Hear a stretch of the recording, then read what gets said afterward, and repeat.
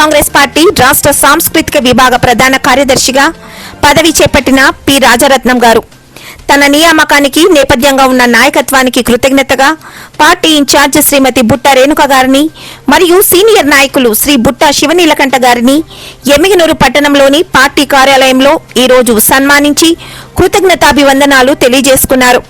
ఈ సందర్భంగా పి రాజరత్నం గారు మాట్లాడుతూ వైఎస్ఆర్ కాంగ్రెస్ పార్టీ రాష్ట్ర స్థాయిలో ఒక బాధ్యతాయుతమైన విభాగానికి నన్ను ఎంపిక చేయటం ఎంతో గౌరవదాయకమైన విషయం.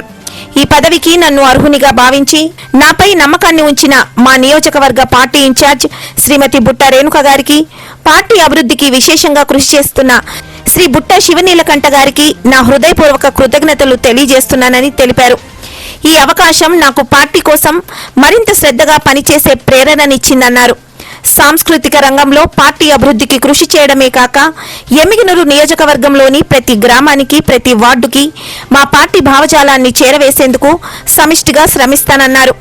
బుట్ట రేణుక గారిని నియోజకవర్గ ఎమ్మెల్యేగా గెలిపించడం కోసం మా కార్యాచరణలో ప్రతి అడుగు దిశగా పనిచేస్తామన్నారు. నా నియామకానికి కారణమైన ప్రతి ఒక్కరికి ధన్యవాదాలని పిఎస్ రాజరత్నం గారు భావోద్వేగంగా పేర్కొన్నారు. ఈ సందర్భంగా పలువురు పార్టీ నాయకులు రాజరత్నం గారికి శుభాకాంక్షలు తెలియజేశారు. పార్టీ కార్యకర్తలు ఆయన్ని పూలమాలలతో ఘనంగా సత్కరించారు.